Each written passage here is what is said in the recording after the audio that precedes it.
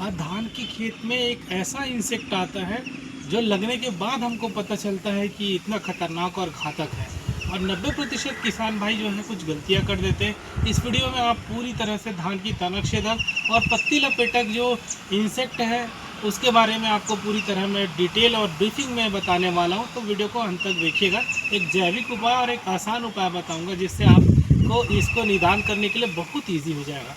धान का तनक छेदक इसलिए इम्पॉर्टेंट हो जाता है क्योंकि यहाँ सिर्फ शुरुआती अवस्था में नहीं, ये जब बाली भी आता है तो भी ये नुकसान कर देता है। और जब शुरुआत अवस्था में रहता है तो शुरुआत अवस्था में तने के अंदर घुस जाता है और तने के अंदर घुसने के बाद उसको अंदर से पूरी तरह खोखला कर देता है। और खोखला करने के बाद हमको पता चलता है कि वो तो डेड हो गया है, तो इसको बोलते हैं डेड हार्ट। आप सिम्टम्स जो है वो आप जो है वो स्क्रीन पे देख ही रहे हैं, इसको डेड हार्ट बोलते हैं। इसके अलावा जब बालियाँ अवस्था रहती है तो बाली अवस्था में वाइट ईयर जो है वो आपको सिम्टम्स दिखाई जो स्क्रीन में दिख रहे, इसलिए यह जो कीट है वो बहुत इंपॉर्टेंट हो जाता है। ये आती कैसी है, जैसे अपन देखेंगे शुरुआत अवस्था में जब देखेंगे धान के खेत में आपको ऊपर में तितली तितली दिखाई देने जो स्क्रीन पे दिखाई रही वैसी तितली आपको दिखाई देने लग गए तो आप सचेत हो जाइए कि आपके यहाँ धान में जो है वो तनक छेदक की तितलियाँ लग गई है।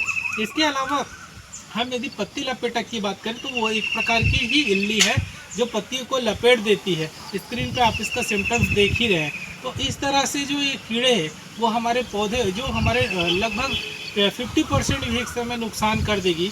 तो हमको क्या करना पड़ेगा, इसका उचित प्रबंधन करना पड़ेगा। देखो ये जो समय है दूसरी खाद का समय है। किसान भाइयों, जब भी हम दूसरी खाद डालने जाएँ, अब जैसे ही लगभग 25 से 30 दिन के भीतर हमारी धान की रोपाई हो गई है अभी या सीधी बुआई के 30 से 40 दिन हो, उस समय हमको जब भी कोई खाद डालते हैं, चाहे डीएपी डालें चाहे जिंक के साथ यूरिया मिलाएं, जिसका रिजल्ट आप शानदार रिजल्ट देखने को मिलता है, उनके साथ में आप जो है वर्टागो हो गया या तो फिर आप जो है कुलेंटर नीलीपोर का फटेरा ले ले या कोई भी कंपनी का किसी भी ब्रांड का कुलेंटर नीलीपोर का जो दानेदार दवाई आती है आप उसका इस्तेमाल कर सकते हैं। इसके अलावा फिप्रोनिल आप इस्तेमाल कर सकते हैं। इसके अलावा आप जो कटाफ हाइड्रोक्लोराइड का दानेदार बहुत शानदार रिजल्ट आपको देखने को मिला। इन दवाइयों को जो है आप जो है खाद के साथ मिला के या रेत के साथ मिला के आप पूरे खेत में आप मिक्स कर सकते हैं। इसके अलावा किसान भाइयों आप लोग एक और काम कर सकते हैं कि ये तो आपको जब खाद के साथ देने का हो गया, अब आपको सिम्टम्स ज़्यादा दिखाई देने लगे हैं तो फ्लोबेंडावाइट बहुत अच्छे से काम करता है। कोराजन ग्रुप की कोई भी दवाइयाँ जो है वो बहुत अच्छे से जो है वो काम कर देती है। तो इन सब का मिक्सचर आप करेंगे तो आपको तनक छेदक की जो सिम्टम्स है वो दिखेंगे और ये सब दवाई आप इस्तेमाल करेंगे तो आपको शानदार रिजल्ट मिलेगा। इसके अलावा हम जैविक नियंत्रण में बात करने जाएं तो जैविक में बैसिलस थ्रूजिनेसिस इसका बहुत शानदार विकल्प होता है, लेकिन ये इनिशियल स्टेज है। शुरुआती अवस्था में देखेंगे तो बेविरिया विसैना तितली के लिए ज़बरदस्त काम कर देता है। इसके अलावा हम यदि जैविक उपाय में बात करें तो ब्रह्मास्त्र है, निमास्त्र है या 5 पत्ती का काढ़ा है। इनिशियल अवस्था में हम लोग डालेंगे तो इसका शुरुआती में बहुत अच्छा रिजल्ट अपने को देखने को मिलता है।